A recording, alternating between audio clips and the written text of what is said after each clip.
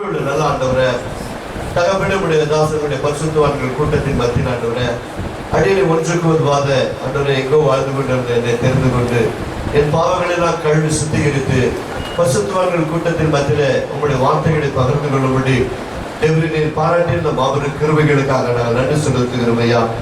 தகப்பனே, நீர் எவ்வளவு நல்லவர் என்பதை ஆண்டவர் ஒவ்வொரு காரியத்திலும் எங்கள் வாழ்க்கையில் நாம் ருசி பார்த்திருக்கிறோம். இன்றைக்கும் நீர் செய்த மகிமையான காரியங்களும் ஆண்டவரை நீர் செய்ய போகிற காரியங்களும் உங்களுடைய பிள்ளைகளுக்கு இன்றைக்கு என்ன வார்த்தையை நீர் ஆண்டவர் அனுபவம் சுத்தமா இருக்கிறீரோ அந்த வார்த்தைகளை உங்களுடைய பிள்ளைகளுக்கு நீங்கள் கொடுக்கும்படியாய் நன்பின் கரங்களை தாழ்த்துகிறோம். துவக்கத்திலிருந்து முடிவரை ஆவியானவர் தமிழ் நீங்க பேசும்படியாய் உங்களுடைய கருத்தில் அடியனை தாழ்த்துகிறேன். நீங்க பேசுங்க, நாங்கள் கேட்கிறோம். இயேசுவின் நாமத்தினால் பிதாவே. ஒரு 10 நிமிஷம் சாட்சி சொல்லியிருந்தேன். நான் பெங்களூர் பட்டணத்துல இன்றைக்கு வரையும் ஆட்டோ தான் ஓட்டிட்டு இருக்கிறோம்.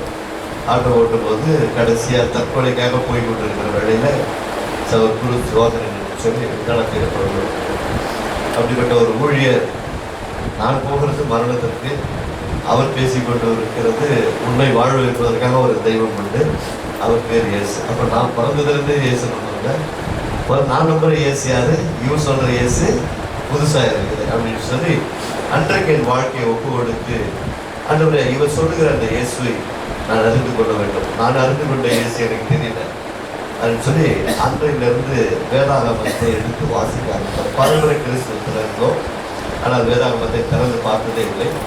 அப்படிப்பட்ட வாழ்க்கையில இருக்கும்பொழுது கர்த்தராகிய தேவன் அன்றைக்கு தொடப்பட்ட நாளிலிருந்து ஒப்பு கொடுத்து செபத்திலையும் இப்படிப்பட்ட ஐக்கியத்திலையும் கலந்து கொள்ளும்போது ஒரு முறை எஃப்எம்பி மீட்டிங்க்கு பொங்கலும் சேலத்தில் இருக்கிற அங்கே கலந்து கொண்டோம்.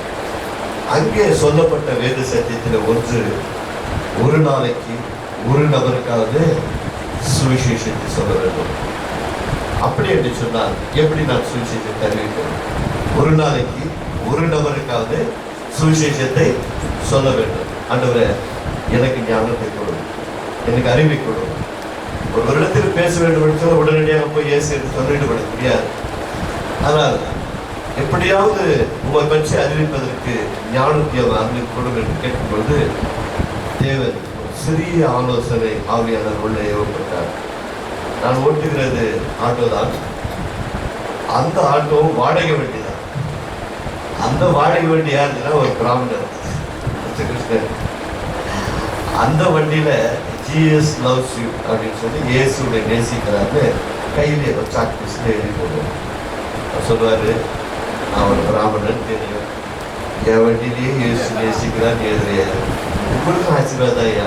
நல்ல மனுஷன், நல்ல தகவலான ஒரு மனுஷன், நம்ம தப்பாக நினைக்கக்கூடாது. அவர் ரொம்ப தகவலான மனுஷன்.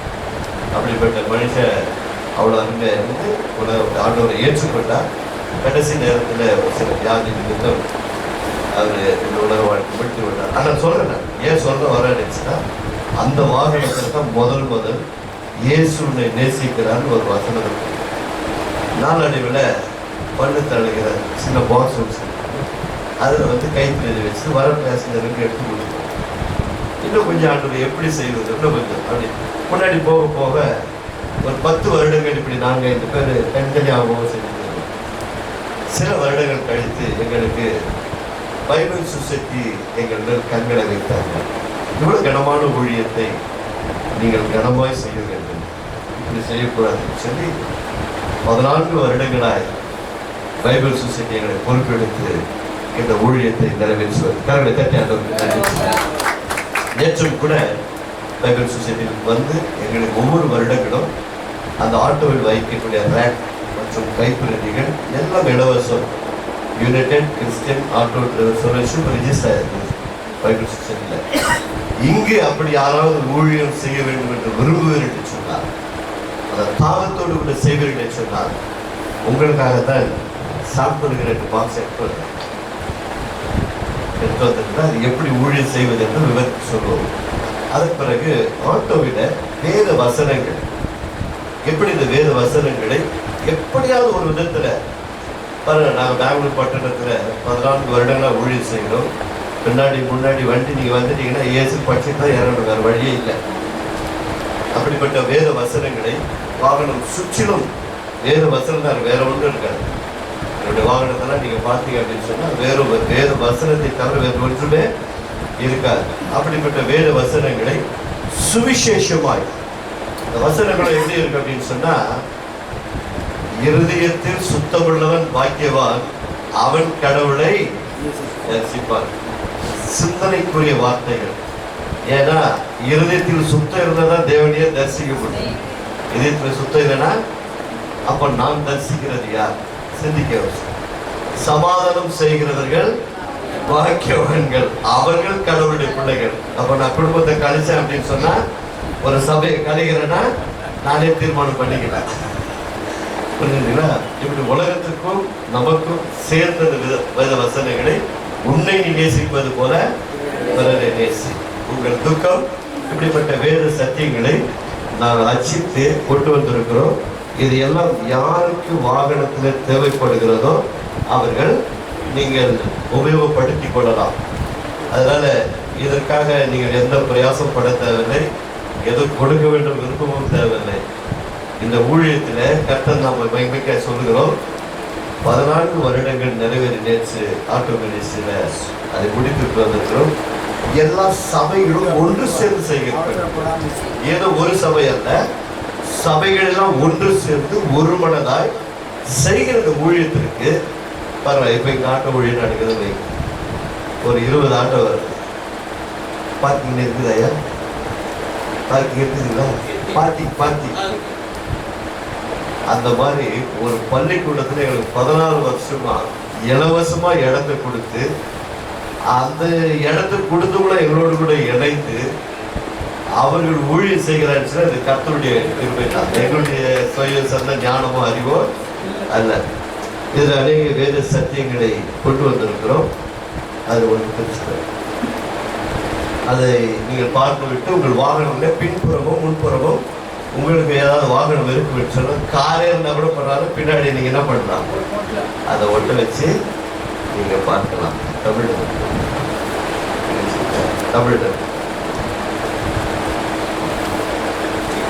ஒட்ட எழுத்துல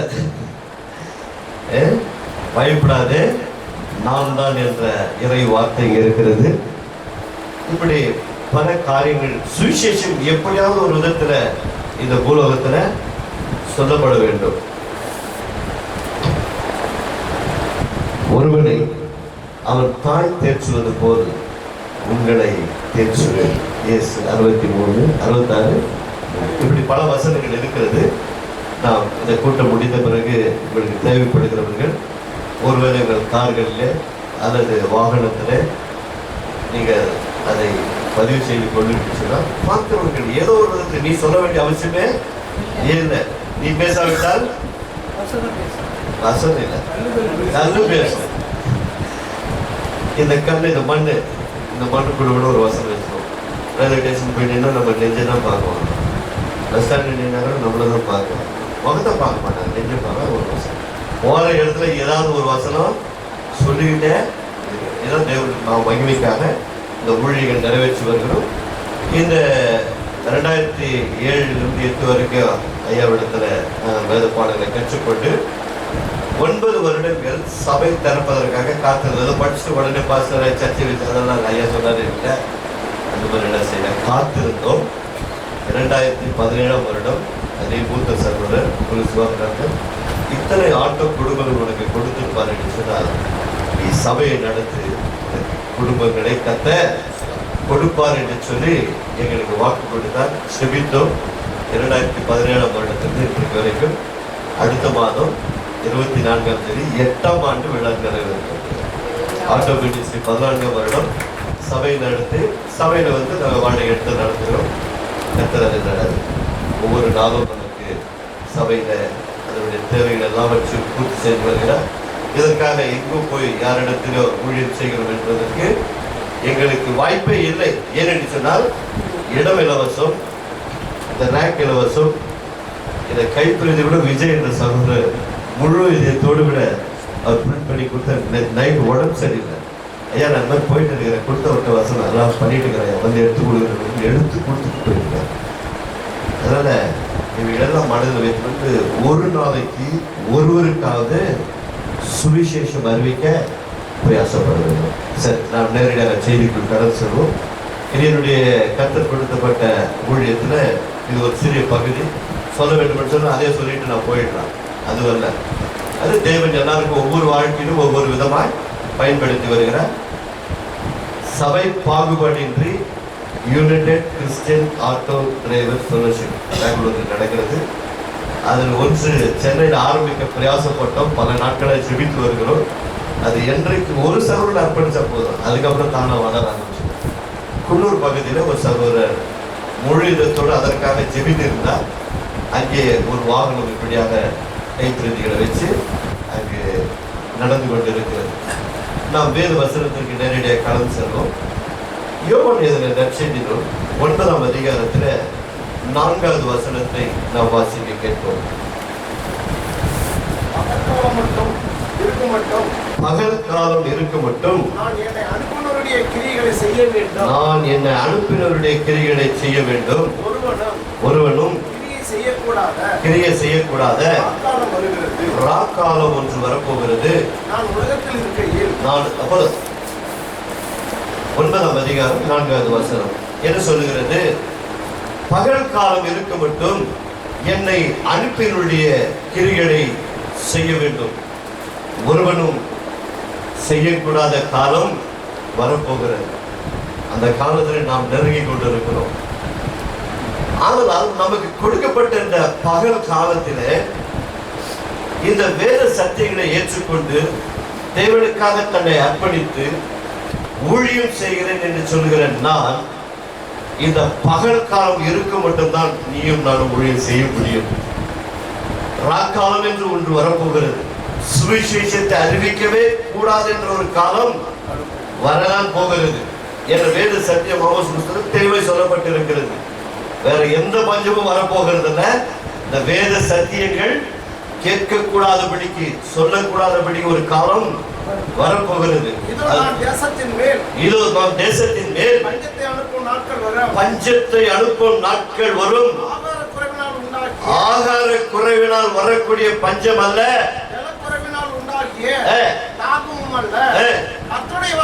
கர்த்தருடைய வார்த்தை வசனம் கேட்க கிடைக்காத பஞ்சத்தை அனுப்புவேன் என்று கர்த்தராகிய தேவனாகிய நாம் ஆராதிக்கிற கர்த்தர் சொல்லுகிறார். அல்லேலூயா. அதனால் அப்படிப்பட்ட காலத்திற்கு முன்பாக நமக்கு காலங்கள் கொடுக்கப்பட்டு இருக்கிறது. இப்ப சுவிசேஷத்துக்கு ஏதாவது தடைங்களா? சொல்ல பார்க்கலாம். தடைங்களா? நிறைய பேர் நம்ம சங்கீதம் 2:8 வாசிச்சு ஜெபம் பண்ணுவோம். இது உண்மைன்னு பார்ப்போம். யாராவது எடுத்து வாசி. சங்கீதம் 2:8. என்னை கேளும் இந்த பூமியை ஜாதிகளை உமக்கு சுதந்திரமாக பூமியின் எல்லைகளை சொந்தமாக கொடுப்பேன். இதை வசந்த கொஞ்சம் தியானிப்போம். நீர் என்னை கேளும் அப்பொழுது ஜாதிகளை என்ன சொன்னாரு? என்னை கேளும், என்னை கேளும். ஏன் 2-3 கூட சொல்ல தெரியுங்களா? என்னை கேளும் அப்பொழுது, எப்பொழுது? கேட்ட பிறகு. ஓகே, நான் உனக்கு என்ன தரேன்னு சொல்லிக்கிறாரு? ஜனங்களை சுதந்திரமாக. இப்போ நம்ம ஊழியத்தில் ஆரம்பிச்சு எத்தனை வருடங்கள் ஆனது? என்னுடைய வாழ்க்கையில 33 வருடங்கள். சரிங்களா? உங்க வாழ்க்கையில 10 வருடம் இருக்கலாம், 20 வருடம், 30 வருடம் இருக்கலாம். இப்ப இந்த தேசத்துல நீ ரட்சிக்கப்பட்ட நாள் இருந்து எந்த சட்டம் இந்த பூமியிலே இருக்கிறது? சுவிசேஷத்தை அறிவிக்க கூடாது. வீட்டு வாசலே 10 இனஜாதி என்றைக்காக சொல்லி இருக்கிறோமா?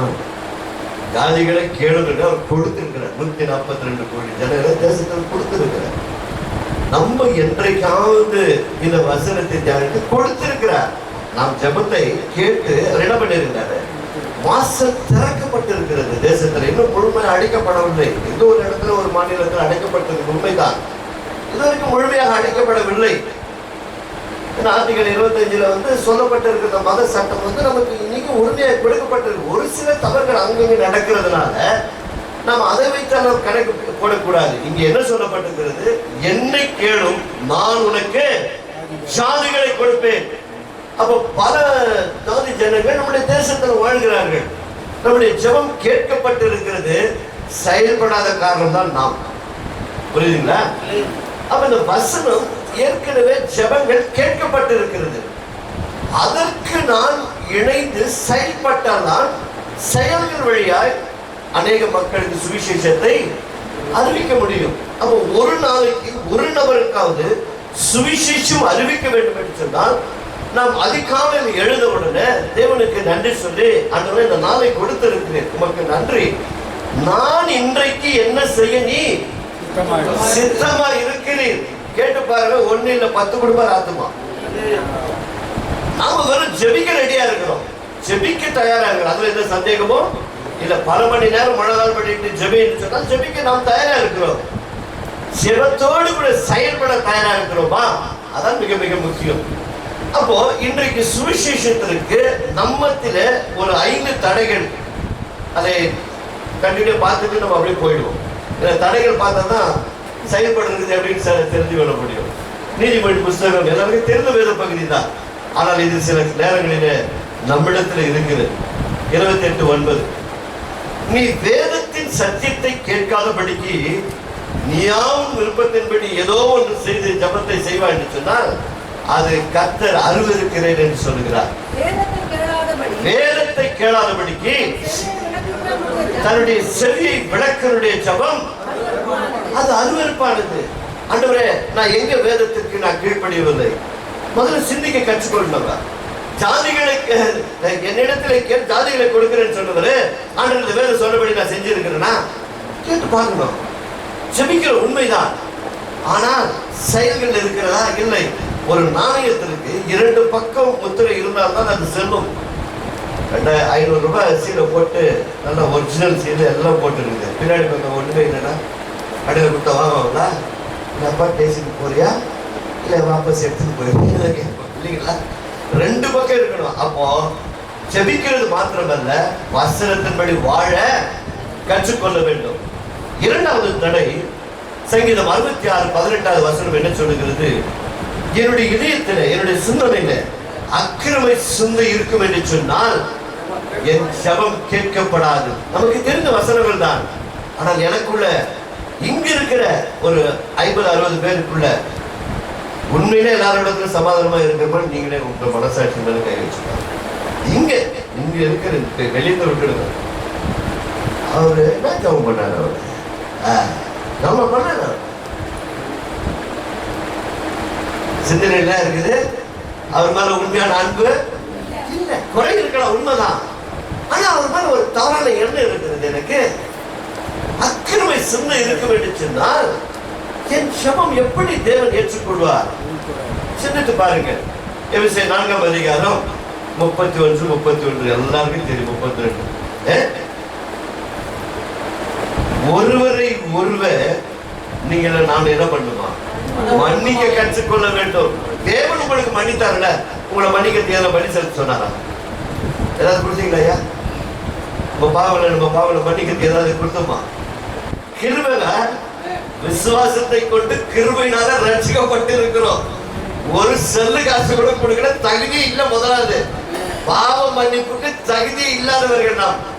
பரலோக தேவன் நம்முடைய பாவங்களை கல்வாரி சிலுவையில முழு இதயத்தோடு கூட, பிதாவே இவர்கள் என்னதென்று அறியாமல் செய்கிறார்கள், இவர்களை மன்னியும்.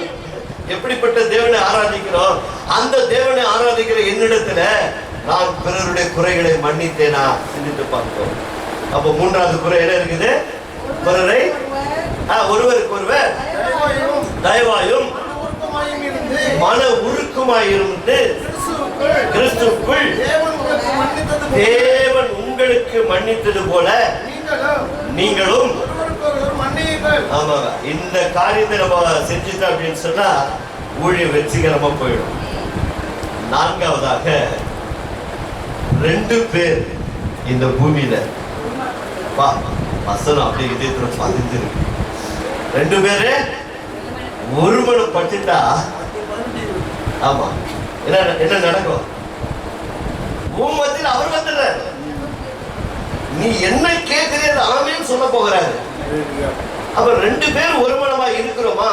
இந்த ஐக்கியத்துல நான் ஒருமனமா இருக்கிறோமா? மூத்தவர்கள் சொல்லுகிறதை நான் கேட்கிறோமா? ஊழியர்கள் எதற்காக இந்த பிரயாசப்பட்டு ஊழியர்களுக்கு மத்தியில் ஊழியர்களை பலப்படுத்துவதற்கு எதற்காக இந்த கூட்டம் மாதத்தில் ஒரு முறையாவது? எதற்கு? ஒருவரோடு ஒருவர் ஐக்கியமா இருக்க, ஒருமனதா இருக்க. அப்போ 4வது என்னவ? ஒருவன் தேவை. 2 பேராவது 3 பேராவது என்னுடைய நாமத்தில், இயேசுவின் நாமத்தினாலே எங்கே கூடி இருக்கிறீர்களோ அங்கே அவர்கள் நடுவிலே நான் இருக்கிறேன் என்று கரங்களை. அந்த தேவனை ஆராதிக்கிற நாம், அந்த தேவனுக்கு ஊழியம் செய்கிற நான் ஒருமனதாய் காணப்பட வேண்டும். அது சிறியவரோ பெரியவரோ ஒருமனதாய் இருக்கும் பொழுதுதான் தேசத்தை நாம் சுதந்திரித்துக் கொள்ள முடியும். இல்லை என்று சொன்னால் மிகவும் கடினமான ஒரு காலத்தில் நாம் வாழ்ந்து கொண்டிருக்கிறோம். இன்றைக்கு நெருங்கி கொண்டிருக்கிறது இறுதி காலம். எழுப்புதல் சொல்றோம். எழுப்புதலுக்கு முன்னாடி இந்த எழுப்புதல் கொண்டு வரணும். எந்த எழுப்புதல்? வேதத்தை கேட்டு ஜெபிக்கணும், வேதத்தின்படி நடந்து ஜெபிக்கணும், அக்கிரம சிந்தை இல்லாம ஜெபிக்கணும், மற்றவர்களை மன்னித்து ஜெபிக்கணும், ஒருமனதாய் ஜெபிக்கணும். இப்படி ஒவ்வொரு காரியத்தை நாம் சொல்லிக்கொண்டே போகலாம். இப்படி தேவன் நமக்கு மகிமையான காரியங்களை வைத்திருக்கிறார். அந்த மகிமையான காரியங்கள் நிறைவேற வேண்டும் என்று சொன்னால் நாம் சில நேரங்களிலே தேவனுடைய வார்த்தைக்கு செவி கொடுக்க வேண்டும். பாருங்க, ஒரு முறை ஆண்டவராகிய இயேசு கிறிஸ்து பரலோகம் சிலுவை, கல்வாரி சிலுவை போவதற்கு முன்பதாக என்னை யார் என்று சொல்லுகிறார்கள். என்ன கேட்டாரு? என்னை யார் என்று ஒருத்தர் ஒரு விதமாக சொல்றாங்க. ஐயா, ஒருத்தர் எலியான்றாரு, ஒருத்தர் ரோமியான்றாரு, தீர்க்கதரிசின்றாரு, இவர் சாதாரண அன்னை மரியாதையுடைய மகன் சொல்றாங்க. இப்படி எல்லாம் பல பேர் பல விதத்துல சொல்றாங்க. சரி, அவங்கெல்லாம் சொல்றது இருக்கட்டையா, நீங்க என்னையா சொல்றீங்க அப்படின்னா எப்பவுமே ஒரு பேர் கொஞ்சம் முதிரி கொட்ட மாதிரி இல்லையா? அவர் உடனே என்ன சொல்லிட்டாரு? வாசிக்கணும். நீ ஜீவனுள்ள தேவனுடைய குமாரனாகிய கிறிஸ்து சொன்ன உடனே ஆண்டவர் சும்மா உள்ள கட்டி கொடுத்தாரு. மாம்சமா ரத்தம் உனக்கு நீ வெளிப்படுத்தல, தேவனை உனக்கு வெளிப்படுத்தல, இவ்வளவு பேர் வெளிப்பாடு பெற்றுக் கொண்டாயே அப்படின்னு சொன்னா திருச்சபைய சொல்லிட்டு இவ்வளவு வெளிப்பாடு பெற்றுட்டாச்சே, கொஞ்சம் ரகசியத்தையும் சொல்லலாம், கொஞ்சம் பாடுகளை குறித்து கொஞ்சம் பகிர்ந்துக்கலாம் அப்படின்னு சொல்லி தான் சீடர்கள் என்ன பண்ணிக்கிட்டாரு? பாடுகளை பகிர்ந்து கொண்டார். என்ன இந்த மாதிரி எல்லாம் போட்டு தள்ளிடுவாங்க, நான் சிலுவையில போய் பாட போறேன், செத்து 3வது நாள் உயிர் தேடுனாக்கா சபையில கூட்டிட்டு அப்பா ஆண்டவரே தீர்க்கதரிசனம் சொல்றாரு. யாருக்கு யார் தீர்க்கதரிசனம் சொல்றது?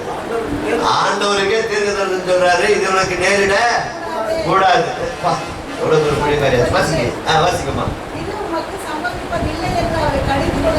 இயேசுவே கடிந்து கொண்ட ஒரு ஆள் யார் இருக்கிறதா? முதல் போப், திருச்சபையின் முதல் தலைவர் இல்லைங்களா? கொஞ்சம் முன்னாடி பிதா வெளிப்படுத்தி இருக்கிறார். இன்னும் கொஞ்சம் முன்னாடி அப்படி போனாங்க. யார் வெளிப்படுத்துறது? உலகத்தின் அதிபதியாகிய பிசாசு வெளிப்படுத்துகிறார். என்னன்னு சொல்லு, நல்ல விஷயம் தான், அது நல்ல விஷயமா? என்ன கையை நீட்டினா அற்புதம் நடக்குது, 2 துண்டு ரொட்டி 2 துண்டு கீழே கூடாதா, 5000 பேர் 4000 பேர் சாப்பிட்டு போறான், உனக்கு எதுக்கு ஐயா இதெல்லாம் சிலுவெல்லாம் அப்படின்னு சொல்லி தவறான ஒரு ஆலோசனை வருகிறது. உடனே அவருடைய ஆவில அவர் புரிந்து கொண்டு அப்பால போறோம். அப்பதான் சொல்றாரு. இப்ப 24 படி. அப்பொழுது இயேசு தம்முடைய சீஷர்களை நோக்கி, ஒருவன் என்னை பின்பற்றி வர விரும்பினால் அவன் தன்னைத்தான் வெறுத்து தன் சிலுவை எடுத்துக் கொண்டு என்னை பின்பற்ற கடவன். 5வது பாயிண்ட் அதான். ஒருவன் என்னை பின்பற்றி வர விரும்பினால், உண்மையிலே இங்கே அர்ப்பணிக்கப்பட்டிருக்கிற தேவ ஊழியர்கள் நாம் யாவரும் என்னையும் சேர்த்துதான் சொல்லுகிறேன், நான் என் தேவனை பின்பற்றுவது உண்மை என்று சொன்னார். இதை வித்தியாசமா போதித்ததை நான் பல செய்திகளில் கேட்டிருக்கிறேன். ஆனால் என்னுடைய வாழ்வில் நான் புரிந்து கொண்டதை உங்களுக்கு சொல்லுகிறேன். ஒருவன் என்னை பின்பற்ற வர விரும்பினால் தன்னைத்தான் வெறுக்க வேண்டும். என்னை நான் வெறுக்காமல விசுவாசிகளை போட்டு கடிஞ்சுக்கிறோம். நான் இந்த பதவி விட்டு கொடுக்க தயாரா, மைக்கை விட தயாரா, ஆர்கனை விட தயாரா, இதுவே என்கிட்ட போல அப்படின்னு சொன்னா நான் என்ன போய் உலகத்தை சாதிக்க போகிறேன்? எனக்கு இருக்கிற சுயநலம் அதுதான் சொல்றேன். அதுதான் எனக்கு சிலுவை. இப்ப பாருங்க, நான் நல்ல பதவியில ஒரு பதவியில இருந்து ரிட்டையர்ட் ஆயிட்டேன்னு வைக்கிறோம். அங்க பதவியில இருந்து அதே பவர் இப்ப வீட்டுல வரணும்னா கிடைக்குமா? விட்டு யாருமே கத்துக்கணும். சில மாமியார்கள்லாம் சில இந்த விஷயம் கூட கத்துக்கணும். அந்த வேலையில இருக்கும்போது அதிகாரத்தோட செயல்படும் போது எல்லாமே சரிங்கம்மா, சரிங்க டாடி, சரி மாமா, பெரியாத்த, சரி பெரியம்மா எல்லாம் சொன்னாங்க. எல்லாம் இறங்கியாச்சு. மருமக வந்தாச்சு. கீ யார்கிட்ட கொடுக்கணும்? கொடுக்க நான் தயாரா இல்லை. இதுதாங்க சிலுவை. உன்னை நீ வெறுத்துட்டு சாவியை கொடுக்க கத்துக்கணும். பொறுப்பை நீ எடுத்து நடத்துமா? இது வரைக்கும் நடத்திட்ட. நீ நடத்த ஆரம்பிச்சா என்ன பிரச்சனை குடும்பத்துல இருக்குது, என்ன செலவு இருக்குது, என்ன வரவு இருக்குது, எல்லாம் உன்னால புரிஞ்சு கொள்ள முடியும். நானே நடத்திட்டேன்னு வைங்க, நாளைக்கு உனக்கு ஒண்ணுமே தெரியாது. நான் கண்ணை மூடிட்டேன்னா வெங்காயம் வாங்குறது எவ்வளோன்னு தெரியாது. அவன் 50 ரூபானா கொடுத்து வாங்கிட்டு வந்துடுவேன். நான் பேசி வாங்குவேன் 30 ரூபா குடியாது. அப்போ 20 ரூபா அதை சேவ் பண்ணுவேன். அதெல்லாம் நீ என்ன பண்ணோம்? இப்போ நான் இருக்கும் போது என்ன பண்ணிட்டோம்? ட்ரைனிங் எடுத்துக்கணும்னு கொடுக்க கற்றுக்கொள்ள வேண்டும். இதை நான் விட்டு விடுகிறோம். அதான் இந்த 5 காரியங்களை நினைத்துக் கொள்ளுங்கள். என்னை நான் வெறுக்காவிட்டால் சுவிசேஷத்தின் பணிகளிலே சோர்வுகளும் தோல்விகளும் ஏற்படும் போது என்னை நான் பரிசோதித்து பார்த்துக் கொள்ள வேண்டும். நான் வேதத்தின்படி நடக்கிறேனா, அல்லது என்னுடைய சிந்தனையில அக்கிரம சிந்தை இருக்கிறதா, பிறரை நான் மன்னித்தேனா, இந்த ஐக்கியத்திலே நான் ஒருமனதா இருக்கிறேனா, இல்லை என்னை நானே வெறுத்தேனா? 5 காரியங்கள் நம்ம இடத்துல இருக்கும் என்று சொன்னால் காரியங்கள் மிகவும் அற்புதமாய் கர்த்தர் நடத்துவார். இந்த தேசம் 142 கோடி இருக்குது இல்லைங்களா? வருகைக்கு முன்னாடி ரட்சிக்கப்பட்டுடும். எப்போ? 5 காரியம் ஊழியர்கள் பத்தியில வரணும். இன்னொரு சம்பவத்தை, இப்ப ஊழியத்தில் நடக்கிற சில இடர்கள், பிரச்சனைகள், போராட்டங்கள் எல்லாம் நமக்கு இருக்கிறது உண்மைதான். விதை விதைக்கிற ஊழியர்களுக்கு தானே சொல்ல வேண்டிய அவசியம் இல்லை. விதையை பற்றி நாம் கேள்விப்பட்டிருக்கிறீங்க. ஐயா சொல்றாருங்க, ஐயா விதை விதைக்க ஒருவன் புறப்பட்டான், விதையை விதைத்தான், ஒன்று எங்க போயிடுச்சு? வழி அறிவு. 2வது மூன்றாவது கற்பாறை. 4வது இந்த 4 சபைக்கு வரும். இந்த 4 சபைக்கு வரும். நமக்கு கொடுக்கப்பட்ட குடும்பங்களில இந்த 4 வரும். வழியில உழுதும் வரும், முள்ளுல உழுதும் வரும், கற்பாறையில உழுதும் வரும், நல்ல நிலத்துல உழுதும் வரும். சரி, நல்லா தெரியும். எதிர சபைகளில காணிக்க ரொம்ப குறையும். எவ்வளவு சொன்னாலும் கொடுக்க மாட்டேங்கிறாங்க. ஏன்னா சமைச்சாலும் கொடுக்க மாட்டேங்கிறாங்க, பேசிக்கிறாங்க. யாருக்கு சபை நிரம்பணும், சபை தேவைகள் சந்திக்கப்படணும். பரவாயில்ல, எல்லாம் சபையில நல்லா கொடுக்குற மாதிரி இருக்கு. அதே கொடுத்த கரைகளை சொல்லிப்பாரு. சரி, இன்னும் போதனையுடைய ஒரு சத்தியத்தை நான் நான் அறிந்து கொண்டேன் என்னுடைய அனுபவத்தில். 4:13 வாசிங்க. அவன் விதைக்கையில் சில விதை வழியருகே விழுந்தது, பறவைகள் வந்து அதை பட்சித்து போட்டது. சில விதை அதிக மண்ணில்லாத கற்பாறை இடங்களில் விழுந்தது. மண் ஆழமாய் இராததினாலே அது சீக்கிரமாய் முளைத்தது. வெயில் ஏறின போதோ ஈந்து போய் வேதையில்லாமல் உலர்ந்து போயிற்று. சில விதை முள்ளுள்ள இடங்களில் விழுந்தது, முள் வளர்ந்து அது நெருக்கி போட்டது. சில விதையோ நல்ல நிலத்தில் விழுந்தது.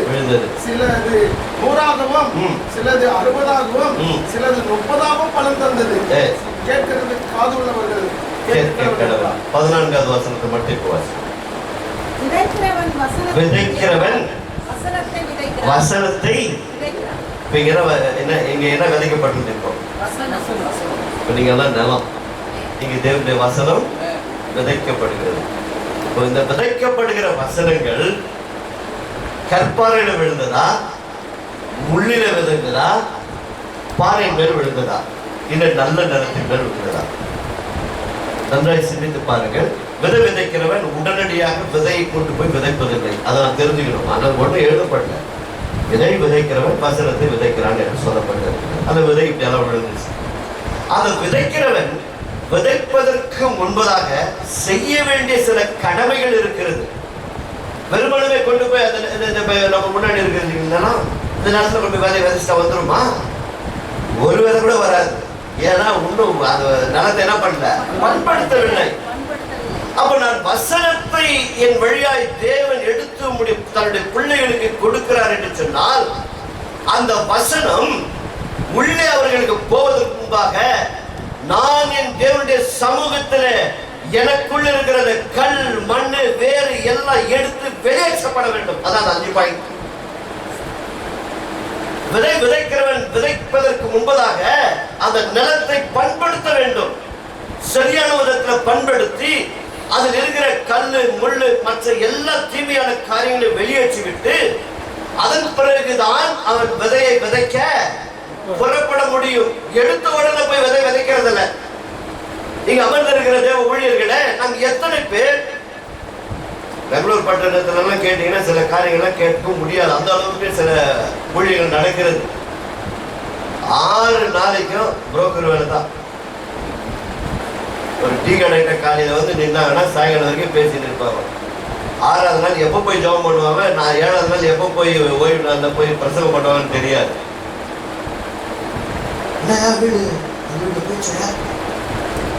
வீடு பாட்டி வந்து போயிட்டு ஒரு செட்டாங்க செட்னா ஒரு 2 கேட்கிறேன். அந்த வீடு பேசிட்டு இருக்கிறேன். 1 லட்சம் வந்துச்சுன்னா ஊழியத்தவன் இந்த காரியத்தை செய்துவிட்டு நீ ஓய்வு நாள போய் பிரசவம் பண்ணா அது கல்லுல விழுமா, பாறையில விழுமா, பதார்த்தம் விழுமா? யோசிப்பாரு. முழு நேரம் ஊழியம் என்று சொன்னால் 6 நாளும் 7ஆவது நாள் கர்ப்ப வேதனைப்பட்டு பிள்ளை பெற்றெடுப்பது போலது. வசனங்களை போதிக்கப்படும் போது ஜனங்கள் மத்தியில் அவர்கள் உள்ளத்தில் உள்ள ஊடுருவி பாய வேண்டும். அது இருக்குள்ள கருக்குள்ள பட்டயமாய் பாய்ந்து அது நல்ல நிலத்தில் விழுந்து அது 30, அது 60, அது 100 பலன் கொடுக்க வேண்டும். இதுதான் ஊழியம். ஏதோ விதை விதைக்கிறவன் ஏதோ புறப்பட்டு போனால் விதை விதைத்தான் என்று அல்ல, விதைப்பதற்கு முன்பதாக அவன் செய்ய வேண்டிய சில கடமைகள் இருக்கிறது.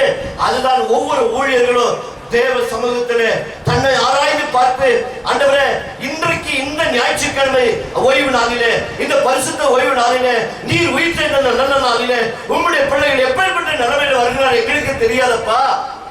அவர்கள் என்னென்ன வேதனையில, கண்ணீரில, பிரச்சனையில, போராட்டத்துல, பிசாசின் கட்டில, மாந்திரிக கட்டில வருவார் எனக்கு தெரியாது. ஆண்டவரே நீர் அவர்களோடு கூட இடைப்பட்டுங்க சுவாமி. அவர்கள் வாழ்க்கையில ஒரு 30 முதல் செயல்படட்டும் ஆண்டவரே. 2வது 60 செயல்படட்டும் அப்பா. 1வது 100 செயல்படட்டும் அப்பா. ஜெபித்து விதைத்து பாருங்கள், வசனம் கிரியேட் செய்ய ஆரம்பிக்கும். நான் கற்றுக்கொண்ட அனுபவத்தில் சொன்ன தேவன் மகிமைக்காக. சரி, நல்ல நேரத்தில் விதைச்சிட்டீங்க, கல்லுக்குள்ளலாம் எடுத்துட்டோம். 30 வாங்கினவரு எவ்வளவு கொடுக்கணும் காட்டி? 3000 ரூபாய் வாங்கியிருக்கிறார். நம்ம கணக்கு வேதத்தின் கணக்கு எவ்வளவு கொடுக்கணும்? அவன் 30 ரூபாய் தான் போடுவான். ஏற்றுக்கொள்ள உனக்கு மனசு இருக்குதா? ஏன்னா இப்பதான் மனசு இருக்குத, அதான் உள்ள போய் வேலை கொஞ்சம் ஏதோ செஞ்சு இருக்குது. 30 போடுறதுக்கு ஒரு விடையே அவனுக்கு என்ன வரல, மனசு வரல. இன்னும் வேறு என்ன பண்ணும், ஆழத்துல போனோம். இப்போ வாரம் வாரம் வசனத்தை உள்ள போட போட போட போட 30 போட 90 போட ஆரம்பிக்கும். 90 போட ஆரம்பிச்சுவேன். 180 போட ஆரம்பிச்சு. 180 போட்டு முன்னூறு சரியா நீ கேட்காதுக்கு முன்னாடி என் வாழ்க்கையில அனுபவங்கள் இன்றைக்கு வரைக்கும் சபையில இது கீழே சொல்லி கர்த்தர் நாம மிக்காய் சொல்லுகிறேன், கேட்காமலே கொடுக்கிறதா எனக்கு கொடுக்கப்பட்ட விசுவாசிகள் கொடுக்குறேன். 23,000 ரூபாய் வாடகை கட்டுறாரு. ஆட்டோ ஓட்டிட்டு என் குடும்பத்தை நடத்திக்கிறேன். சபைகளை வர்ற அருமையாக சபைக்கு வேண்டி செலவெல்லாம் செஞ்சுக்கிறோம். ஆட்டோவுக்கு செலவே இல்லை. ஆட்டோ ஊழியத்துக்கு சேலம் 13 வருஷம் ஃப்ரீ இடம், 40 வண்டி பிரேயர் வந்து நிற்கிது. 20 வாரம் பதில் நடத்துகிறோம். 20 வண்டி நிற்கிது, 20 வண்டி நிற்கி பார்க்கிங்கு. எங்களுக்கு இவ்வளோ பேர் அறை வந்து பைபிள் சிஸ்டத்தை கொடுத்துக்கிற ட்ராக்ஸு கிடியோன் பைபிள் எல்லாம் வைக்கிறதுக்கு ஒரு அறை, ஆராதனை நடத்தி இவ்வளோ பேர் ஒரு அறை, இவ்வளவு ஃப்ரீயாக கொடுத்துருக்குறேன். இதுக்கு எந்த செலவும்? இது தேவ கிருபைங்க, தேவ கிருபை. ஐயா கிருபாகரன் ஐயா எங்கள் மத்தியில் இருக்கிறாரு. அவர்கள் எங்களுக்கு பாடத்தை கற்றுக் கொடுப்பது பல நன்மையான காரியங்களை எங்களுக்கு கற்றுக் ஊழியர் சொன்னால் எப்படி எல்லாம் செய்ய வேண்டும் என்று சொல்லி அவர்கள் எங்களுக்கு ஆசிரியர் காலத்தில் கற்றுக் கொடுத்திருக்கிறார்கள். மூத்த ஊழியர் சொல்லப்பட்ட ஒரே ஒரு வார்த்தை இருக்கு. ஐயா நான் சென்னைக்கு வர மாதிரி ஒரே ரொம்ப ஆச்சரியம். கத்தர் இன்னுமா இவனை பயன்படும். அப்போ இவைகள் எல்லாம் எப்படி செயல்படும் சொன்னா, விதைப்பதற்கு முன்பதாக நாம் என்ன செய்யணும்? நம்ம கிட்ட இருக்கிற கல்லு மண்ணு வேறு எல்லாம் வெளியே எடுக்கணும். அது வேதத்தின் படி நடக்க கேளாது படிக்கிறதுல அதை எடுக்கணும். ரெண்டாவது எதை எடுக்கணும்? அக்கிரம சிந்தைய வெளியே எடுக்கணும். யாரையாவது மன்னிக்காது இருந்தா அந்த வேற எடுக்கணும், அந்த கல்லெல்லாம் எடுக்கணும். தன்னைத்தானே வேறுக்கவும் கற்றுக்கொள்ள வேண்டும். என்னை நான் வெறுக்காமல நீ வேறு நீ வேறு, அதுதான் சிலுவை சிலுவை சிலுவை சிலுவை சிலுவை சொல்லி ஏசுறாரு. இன்னும் அடிச்சுக்கிட்டே இருக்கணும். அவர் ஒரு முறை அடிபட்டு நொறுக்கப்பட்டு நமக்காக மறித்து உயிர் தேர்த்து இன்றைக்கு பிதாவை வளர்ப்பாங்க நமக்காக பறித்து பேசிக்கொண்டு இருக்கிறார். ஐயா இந்த பிள்ளை இன்னும் ஊழியத்துல எப்படி வளரணும்னு தெரியாம ஏதோ ஒன்று எனக்காக செய்து இந்த பிள்ளை இன்னும் வளரணும்னு அவருக்கு ஆசை. பாருங்க, ஒரு முறை இதே பேதுருக்கிட்ட அப்ப என்ன சொன்னாரு? அது இல்லை, அதுக்கு முன்னாடி சொன்னாரு நீ தேவனுடைய குமாரன் என்று சொல்லி. இப்போ திருப்பி அவருடைய பலவீனத்தை பற்றி கர்த்தர் அறிஞ்சிருக்கிறார் இல்லையா? எல்லாருடைய இதை அறிஞ்சு நம்முடைய கர்த்தர். அப்போ அவரை கூப்பிட்டு சொல்றாரு, எப்பா சாத்தா வந்து கோதுமை பண்ணி குடைக்கிறது போல உனக்கு குடைக்க உத்தரவு கேட்டு வாங்கிட்டு போயிருக்கிறான். நான் என்ன பண்றேன்னா, உனக்கு கொஞ்சம் வீக்னஸ் இருக்குது, நீ உங்கள்கிட்ட கொஞ்சம் வீக்னஸ் இருக்குது, அதனால உனக்காக நான் ஜெபம் பண்றேன். யாருக்காக யார் ஜெபம் பண்றேன்னா, உனக்காக நான் ஜெபம் பண்றேன். நீ ஸ்திரப்பட்ட பின்பு உன் சகோதரன் என்ன பண்ணேன்? நீ ஸ்திரப்படுத்து. உடனே அவர் பார்க்க, நான் இவ்வளோ நாள் பழகிறேன், நம்மளை பற்றி புரிஞ்சிக்கவே மாட்டேன்றேன். நான் காவலுக்கு போகிறதுக்கு ரெடி ஆடுறேன். அவர் காவலை பற்றி பேசவே இல்லை. இவருக்கு என்ன சொல்லுகிறாரு? நான் ஜெயிக்கு போக ரெடி ஆடுறேன். ஐயா ஜீவனுக்குள்ள ரெடி ஆடுறேன், இவ்வளவுதான் என்ன புரிஞ்சுக்கிட்டு அப்படின்னு சொல்லி அவரு நல்ல எண்ணத்தோடு, எப்பா நீ வீக் பார்த்தியா, ஒரு அம்மா வந்து கேட்க போது தெரியாதுன்னு சொல்லிட போற, அதனால உத்தரவு வந்து வாங்கிட்டு போய்க்கிறாயா பாரு பக்கமா சொல்லி நிற்கிறாரு. இவர் என்ன சொல்லிக்கிறாரு? இவனை கொடுத்தாராட்டோ. இந்த மாதிரி கலப்பையின் மேல் கை வைத்து எத்தனை ஊழியர்கள் பின்வாங்கி போயிருக்கிறார்கள். ஒருவேளை அப்படிப்பட்ட பலவீனத்தோடு பேதுரு போல வந்திருந்தா இந்த வசனத்தை கேட்டு பாருங்க. 3 முறை அவர் என்ன பண்ணிட்டாரு? ஒரு முறை மறுதளிச்சாரு, சபிச்சாரு, சபிச்சுக்கிறாரு. 3வது முறை சொல்லி முடிக்கிறாரு. சொன்னபடி சேவல் என்ன பண்ணுது? அது ரெடியா இவன் எப்ப 3வது வாட்டி மறுதளிக்கணும் அது காத்திருக்கு. 3வது வாட்டி பாருங்க, ஒரு வாட்டி போகும்போதில்ல, 2 வாட்டி போகும்போதில்ல, ரெடியா கரெக்டா சொன்னபடி காத்துன்னு காவல் போறன்னு உயிரை கொடுக்குறன்னு 3வது வாட்டி ஆரியன்ட்ட உடனே கொகரக்கோன்னு போயிடுச்சு. அதே பேதுரு இயேசு மரித்து உயிர் தெழுந்த பிறகு அப்போஸ்தலர் 4ஆம் அதிகாரத்துல 12வது வசனத்தை என்ன சொன்னார் பாருங்க.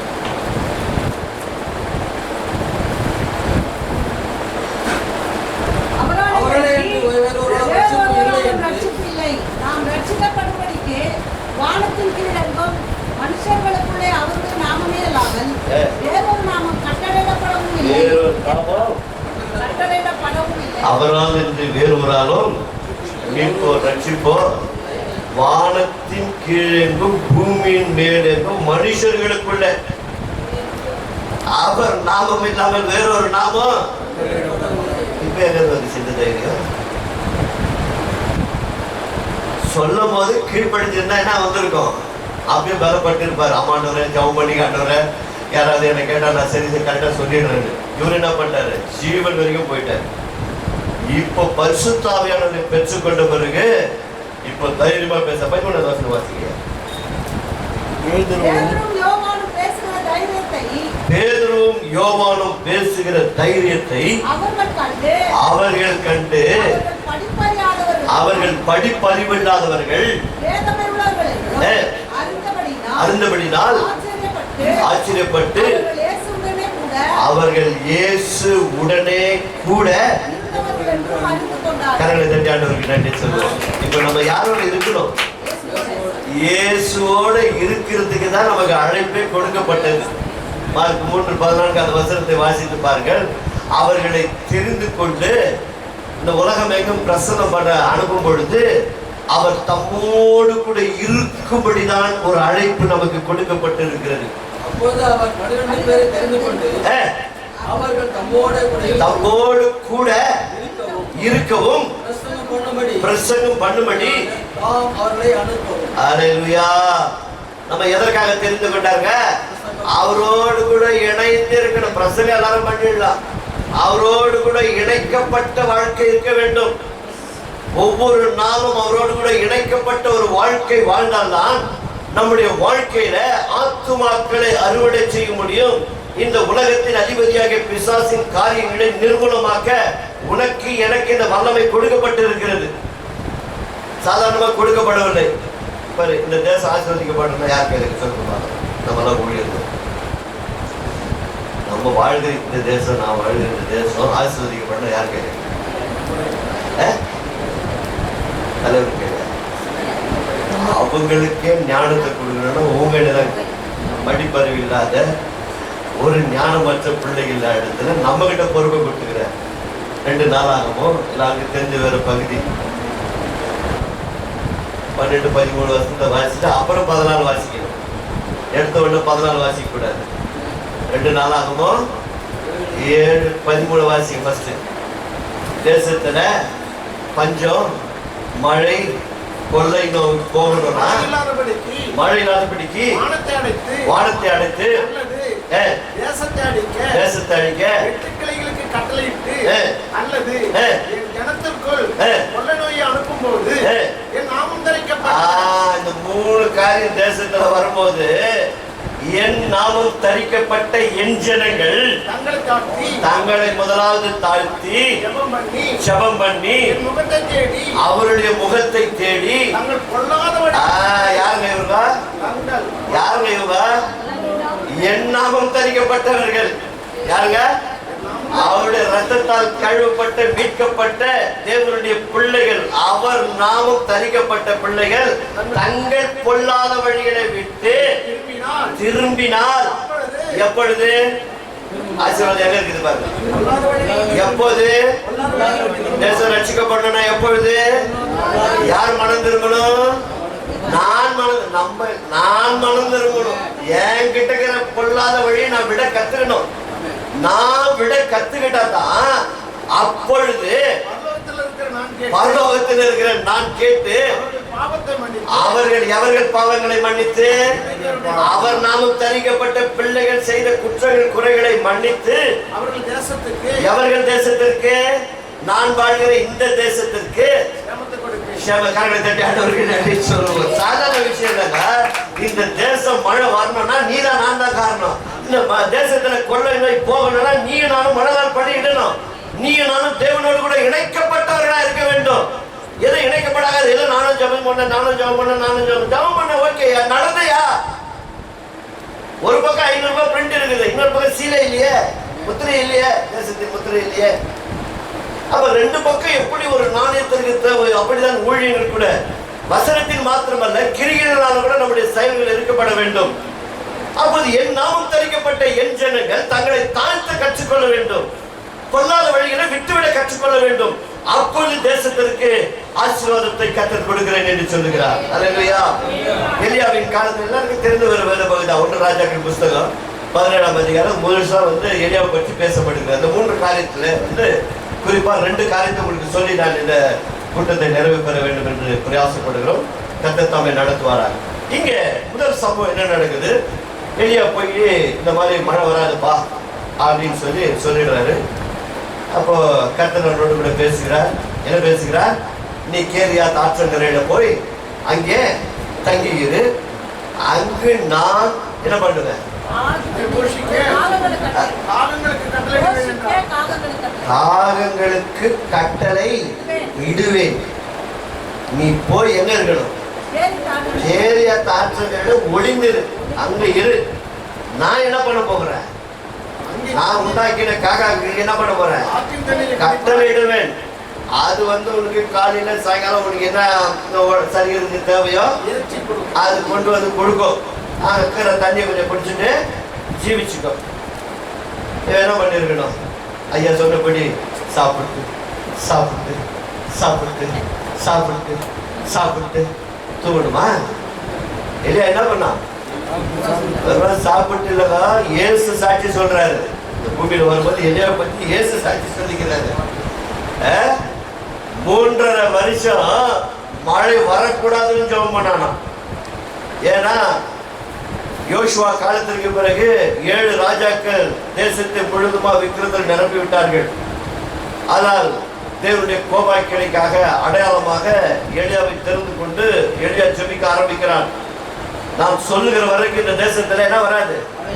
மழை வராதுன்னு சொன்னோன்னு ராஜாவுக்கு கோபம் வந்துட்டு அவனை பிடிக்க சொல்றாரு. அப்ப பார்த்தா இவரை ஆண்டவர் சொல்றாரு, நீ போய் இங்கே இரு, நான் உனக்கு காகங்களுக்கு கட்டளிடுவேன். எனக்கு நான் ரொம்ப உட்காந்து சிந்திச்சு யோசிக்குவேன். காக்கா பழைய ஏற்பாட்டுல அசுத்த பறவை. ஒரு பரிசுத்தவானுக்கு யார்கிட்ட சாப்பாடு கொடுத்து அனுப்புறாரு? அசுத்தமான ஒரு பறவை காக்கா கிட்ட கொடுத்து அனுப்புறாரு. சரி, கொடுத்து அனுப்புறவர் எங்க இவர் ரெடி பண்ணாதே எனக்கு ஒண்ணு இன்னைக்கு வரைக்கும் புரியலையா? காலையில பிரெட் கொண்டாச்சா, காலையில இறைச்சி கொண்டாந்துப்பா, எங்க ரெடி பண்ணி பாரு, எனக்கு ஒன்றும் புரியவே இல்லை. ஆண்டவரே எப்ப ரெடி பண்ணி வச்சுங்க, அது எப்போ கூப்பிட்டேன், எப்போ இது டேஸ்ட், அது செத்து போன எலி டேஸ்ட் அவ்வளவு ருசியா சாப்பிடுது. கூப்பிடும், அது மட்டும் சாப்பிடும். ஆனா சில விஷயங்கள் எல்லா காக்காவும் கூப்பிட்டு பேசும். ஆனா இறைச்சின உடனே நான் யோசிப்பாங்க, இவரு எங்க ரெடி பண்ணிப்பாரு, இவரு எங்க போய் அதை எடுத்துக்கிட்டு பறந்துட்டு எலியா எங்க இருக்கிறான், அவன் அந்த ஆற்றக்கரையில கொண்டாந்து காலையில கொடுத்துச்சான். அதோட விட்டா போறவரைய சாயங்காலம் வர கொண்டாரு. என்ன பிரெட்டு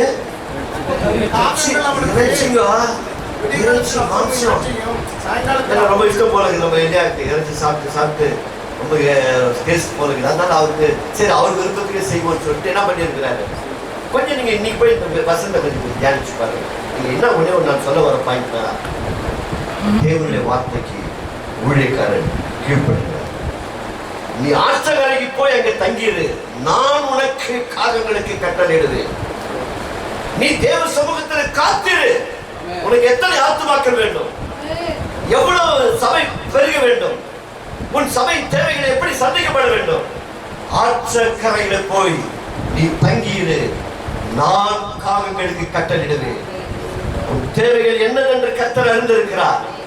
வியாதியா, பலவீனமா, கடன் பிரச்சனையா, சபை ஆத்துமாக்கள் இல்லையா, சபை உடைக்கிறார்களா, கவலைப்படாது. நீ ஆற்றங்கரைக்கு காத்திரு, தேவ சமூகத்தில் காத்திரு. நம்மோடு கூட அவரோடு கூட இருக்கும்படி தான் நம்ம அழைக்கப்பட்டிருக்கிறோம். நாம் அவரோடு கூட இணைக்கப்பட்ட பிள்ளைகளாய் காணப்பட வேண்டும். ஏதோ வேதத்தை எடுத்து 4 வசனம் தெரியும், நான் போய் நீங்க பிரசவம் பண்ணிட்டேன்னாக்கா அது முள்ளு கல்லு புதர்ல தான் போய் விழுந்துடும். நல்ல நிலத்துல விழ விடாது. நல்ல நிலத்துல விழணும்னா நான் தேவ சமூகத்துல அவரோடு கூட இணைக்கப்பட வேண்டும். கிறிஸ்து இயேசுக்குள் இருந்த சிந்தை நமக்குள் இருக்க வேண்டும்.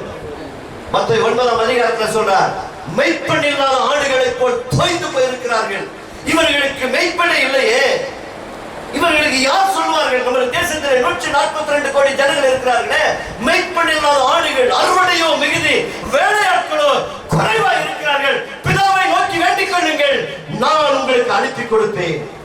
அல்லேலூயா. கரங்களை தட்டி ஆண்டவருக்கு அல்லேலூயா சொல்லாதீங்க. இந்த மாதிரி விஷயத்துல யூதாஸ் தூக்குப்பட்டு செத்து கொண்டான். அல்லேலூயா. யாரெல்லாம் தூங்கி நிக்கிறீங்க? அல்லேலூயா. கர்த்தர் நாம எங்க மகிமை அடையுதோ அங்க சொல்லுங்க அல்லேலூயா. மெய்ப்பண்ணில்லாத ஆடுகளுங்க தேசத்துல வலது கைக்கு இடது கை வித்தியாசம் தெரியாத ஜனங்கள். அவர்கள் மேல் பொறாமைப்பட்டு அவர்கள் செய்யறாங்கன்னு சொல்லி அவங்க தப்பான என்ன பண்ணாதீங்க. உன்னை என்ன தெரிந்து கொண்டு இருப்பது அவரோடு கூட இணைந்திருப்பதற்காக. இணைஞ்சிருப்பேனா இந்த வாரத்துல இப்படிப்பட்ட ஒரு மகள் வரப்போகிறார்.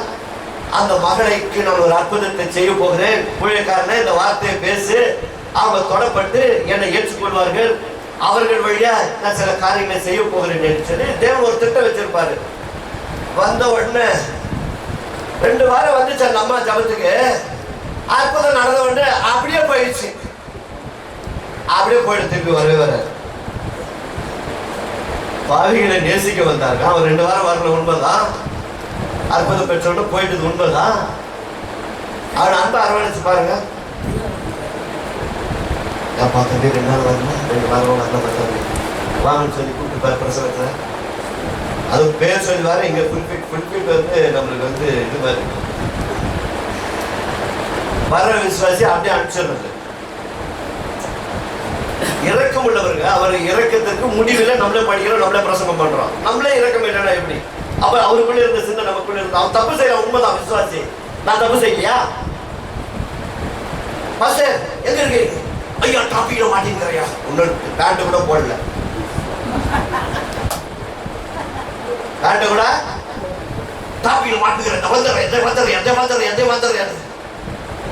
நீ தப்பு செய்யா? விசுவாசி போய் சொன்னா மட்டும் இப்ப புல்பீட்ல நின்று அவன் போட்டு தள்ளிடணும். ஏரியா தாட்சங்கரையில போய் இருனா இருக்க கற்றுக்கணும். அவன் இருந்தான் பாருங்க. காலையிலயும் மாலையிலயும் டைம் மிஸ் பண்ணாம கொண்டாந்து கொடுத்துச்சுங்க. காக்கா டேஸ்ட் கூட பார்க்கல. அந்த தேவன் ஆராதிக்கிற நீ நானும் தரித்திரத்துக்கு ஏழ்மைக்கு 10 நிமிடம் போய் கையேற்ற வேண்டிய அவசியமே இல்லை. வேதத்துல ஒரு பகுதி இது எனக்கு ரொம்ப பிடிச்ச ஒரு பகுதி. ஆதி திருச்சபை ஆரம்பிக்கும் போது விசுவாசிகள் ஊழியக்காரனுடைய பாதத்துல கொண்டு வந்து வைத்தார்கள். ஊழியக்கார பாதத்துல கொண்டு வந்து வச்சாங்கயா. அப்படிப்பட்ட தேவன் ஆராதிக்கிற நீயும் நான் அழைக்கப்பட்டு இருக்கிறோம். தேவைகளுக்காக வேற எங்க பார்க்காத, பரலோகத்தை நோக்கி பார்ப்போம்.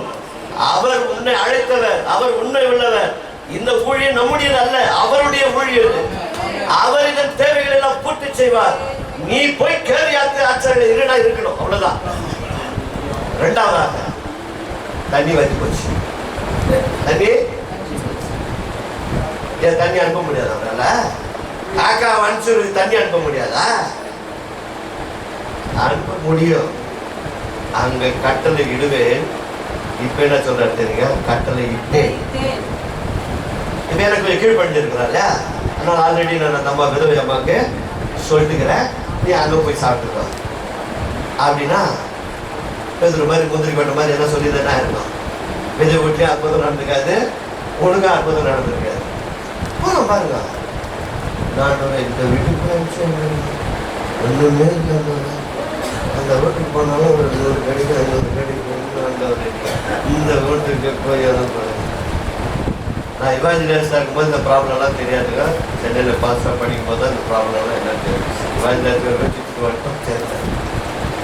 தயவு செய்து என்னுடைய சமூகத்தில் போன்ற இடத்துக்கு போகணும். அங்கே அவர் பார்த்துக்குவாரு. அங்கே போனால் பாருங்க. அந்த அம்மா என்ன சொல்லுங்க, நல்லா படிச்சு பாருங்க. அந்த அம்மா என்ன பண்ணுறீங்கன்னா கடைசி சாப்பாடு, அதுவும் கடைசி சாப்பாடு இருமா அதனால தெரியும். நம்ம பாசு நல்லா நல்லா தெரியும். பரவாயில்ல, ஓகே, நல்லது, சந்தோஷப்படுறேன், உற்சாகப்படுறேன். நான் கதையாக சொல்லிட்டு போகிறேன், பாயிண்டாக சொல்ல. இப்போ அந்த அம்மா ஃபைனல் தீர்மானம் என்ன பண்ணிடுச்சுன்னா, இருக்கிறது கொஞ்சமாக ஃபைனல் என்ன, ஓகே கடைசியாக சாப்பிட்டு இதோட முடிஞ்சு போச்சு. மழை இல்லை, வெள்ளம் இல்லை, பஞ்ச வீட்டுக்கார வேற போயிட்டான். இருக்கிற ஒரு புள்ள 2 பேரும் கடைசியாக முடிச்சிடலாம், சாப்பிட்டுலாம், நம்ம ஒன்றும் முடிச்சுக்கலாம் அப்படின்னு போனா இந்த ஐயா வந்துட்டு அம்மா பேர் தண்ணி கொடுமா அப்படியே கொஞ்சம் அதை ரொட்டியை சுட்டு கொடுத்துருமா இவரு கேட்டுக்கிறாரு. ஏன்னா அங்க வந்து காலுக்கு கட்டணம் இடுவேன் நீங்க ஆல்ரெடி கொடுத்துருக்கிறாரு. அதனால ஊழியக்கார அடையாளம் கண்டுபிடிச்சாங்க. அதனால ஒரு துண்டு நாங்கள் சாப்பிட்றதுக்காக தான் பொறிக்கிற வெறும், அது வெறும் 10 வைக்கிறது கூட வெறும் இல்லை. அதனால வெறும் பொறிக்கிக்கிறோம், சாப்பிட்டு கடைசியாக முடிச்சுக்கலாம். சரி, நீ சொல்றதுனால ஒரு துண்டு கொண்டாந்து கொடுத்துட்றேன். அந்த எண்ணம் வரணும்னா நான் இங்க நின்று பிரசவம் பண்ணும்போது ஒவ்வொரு உள்ளத்தையும் 30, 60, 100, 10 கொடுக்க வேண்டும். விசுவாசிகள் தொத்திராது, தயவுசெய்து தொத்திராது. அரவணைக்க பாருங்க, இழுக்க பாருங்க. தேவனுடைய அன்பின் கயிறினால் இழுக்க கற்றுக்கொள்ளுங்க.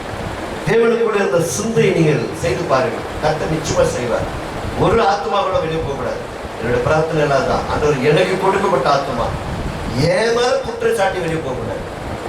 வேற ஏதாவது அவங்களுக்குள்ள இருந்த போது அது பிரச்சனை இல்லை. நான் குற்றம் செய்து எனக்கு கொடுக்க மந்தையை நான் பேழைக்குள் சேர்க்காவிட்டால் என்னை உணர்த்தி என்னை திருத்தும். அது சின்னவங்க சொன்னாலும் ஏற்றுக்குவேன், பெரியவங்க சொன்னாலும் ஏற்றுக்குவேன். அப்போ வித வீட்டுக்கு போற பாருங்க, அங்க என்ன இருப்பதுனாக்கா இந்த அம்மாவுக்கு மட்டும் இல்ல, இந்த ஊழியக்காருக்கு மட்டும் இல்ல, வசனம் சொல்லுகிறது அந்த வீட்டார் அனைவரும் மழை வரைக்கும் சாப்பிட்டாங்க. இந்த அம்மா இதோட கடைசியா முடிவு அவ்வளவுதான் சொல்லிச்சு. ஆனா கடைசி மழை தீர்க்கிற வரைக்கும் அங்கே அற்புதங்கள் நடந்து கொண்டுதான் இருக்கிறது. நாம் தேவனுடைய சமூகத்துல இங்க போய் சொன்னால் போக கற்றுக்கொள்ள வேண்டும்.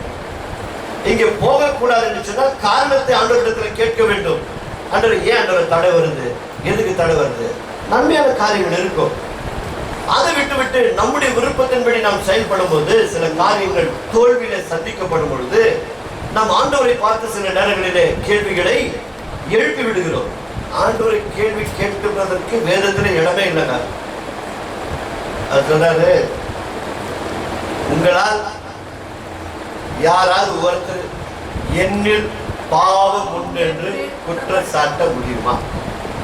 இனி குறிப்பிட நினைக்கிற நானும் சரி, யாராவது சரி, என்னிடத்தில் பாவம் இல்லைன்னு யாராவது குற்றம் சாட்ட முடியுமா கேட்கிறார் பாருங்க. கடைசியை கொடுத்து விடுறேன். அப்போ தேவனுடைய சமூகத்துல நம்ம என்ன செய்யணும்? காத்திருக்க வேண்டும். கேரியாத்துல போகணும். விதை விட்டுங்க போய் தங்கி இருக்கணும். அவருடைய சமூகத்துல காத்திருக்கணும்.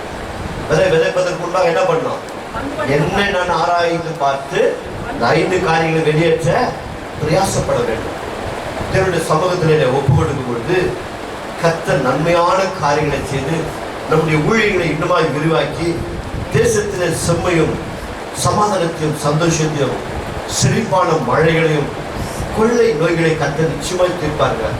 அழிக்க வேண்டும் என்று நினைத்த நினைவு பட்டணத்திற்கு ஊழியக்காரனே மனம் திறப்பு வச்சார். தெரியுங்களா? வேற ஒரு முறை வந்தா பாருங்க, வெறும் நினைவு பட்டணம் மட்டும் மனம் திறனால அவரும் மனம் திறக்கணும். என்ன பிளான் போட்டுருக்காரு? நம்மளுக்கு கூட அவ்வளவு கிடைக்கல. இவனுக்கு 1,20,000 ஆத்மாக்களை கொடுத்துக்கிறாரு. இவன் என்ன சொல்லிட்டான், என்னை கள்ளத்துக்கு ரசியம் பண்ணிட்டியான்னு. நான் நல்ல கவுத்து விட்டுருவேன்னு சொல்லிட்டு இந்த மாதிரி கவுத்து விடாது. என்ன கள்ளத்திற்கு தரிசனம் பண்ணி நீ நல்ல பேர் வாங்கிக்கல. நல்லா நியாயமா? அதை விட நான் இருக்கிறத விட டேக்கப் பண்ணி நான் அதை நினைவு பண்றேன் லட்சிக்கப்பட்டு இருக்குமாயா?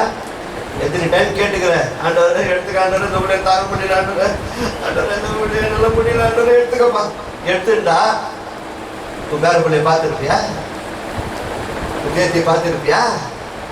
உன் பிள்ளைங்களுக்கு கல்யாணம் பண்ண வச்சு பார்த்துருப்பியா?